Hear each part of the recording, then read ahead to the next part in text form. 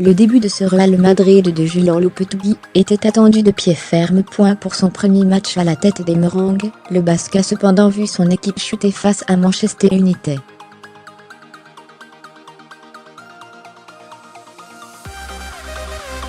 L'équipe alignée d'entrée avait fière allure, même en l'absence de mondialistes, avec la présence de joueurs comme Gareth Bale, Alvaro Odriozola, Karim Benzema, Dani Ceballos à qui on a confié les clés du jeu ou le petit prodige Vinicius Junior.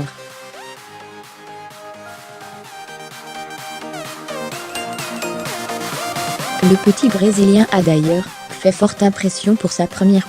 Alexis Sanchez, profitant d'une erreur de Théo Hernandez, signait le 1-0, 17e, et quelques minutes plus tard, le Chilien offrait le 2-0 à André Herrera, 26e.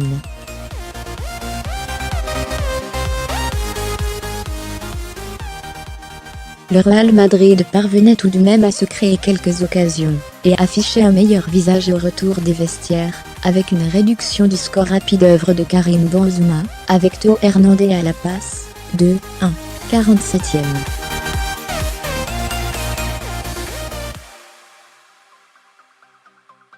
Martin Odegaard, entré en deuxième période en compagnie de bon nombre de jeunes de la Fabrica, a lui aussi marqué des points en montrant des choses intéressantes dans les derniers mètres adverses.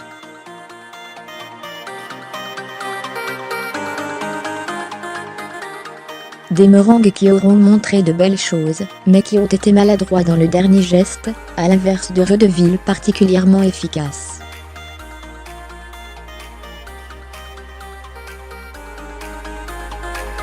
Le FC Barcelone s'est lui aussi incliné face à la Roma, 4-2, dans une rencontre assez particulière.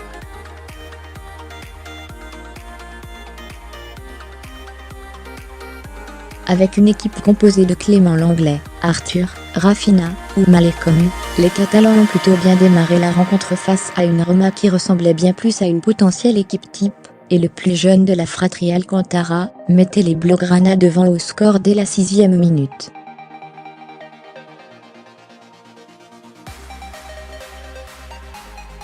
Malcolm, lui, a encore fait étalage de tout son talent, étant à l'origine de plusieurs occasions catalanes, pendant qu'Arthur semblait lui aussi très à l'aise.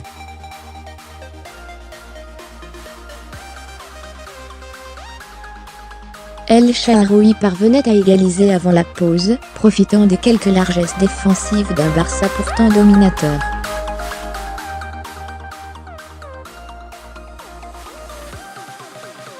Et en deuxième période, la rencontre a complètement tourné en faveur du club de la capitale italienne, après qu'Ernesto Valverde procédait à une grosse série de rotations, faisant entrer en jeu énormément de jeunes.